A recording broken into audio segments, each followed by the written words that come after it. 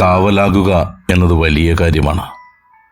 സഹ്യൻ്റെ മകൻ ഒരമ്മയ്ക്കും പേരക്കുട്ടിക്കും രാത്രിയോളം കാവൽ നിന്ന കഥ കണ്ണീരോടെയല്ലാതെ കേട്ടു തീർക്കാനാകില്ല. കാവലായിരിക്കുക എന്നത് ചിലരുടെ ധർമ്മമാണ്. ചിലർ മുൻകാലങ്ങളിലുണ്ടായ തെറ്റുകൾ പുറത്തും കാവലായി നിൽക്കാറുണ്ട്. ചെയ്ത ഉപദ്രവങ്ങളൊക്കെ മറന്നുകൊണ്ട് കാവലായി നിൽക്കാറുണ്ട്. അതെ, കാവലാകുക എന്നത് വലിയ കാര്യമാണ്. വയനാട്ടിൽ നിന്നും കേട്ട ഒരു വാർത്തയാണത്. രാത്രിയോളം ആ ആന അമ്മയ്ക്കും പേരക്കുട്ടിക്കും കാവലായി നിന്ന കഥ.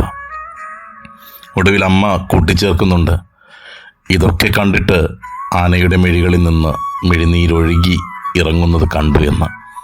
അതെ, മനസ്സലിയുക എന്നതും വലിയ കാര്യം തന്നെയാണ്.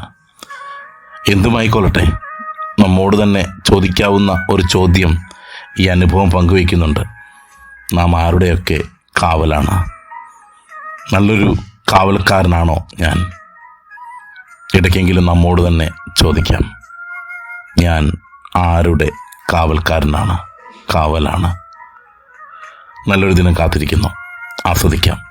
എന്നാൽ ചെയ്യേണ്ടത് ചെയ്തുകൊണ്ട് ഈ ദിനം അർത്ഥപൂർണമാക്കാം. നേരുന്നു ശുഭദിനം.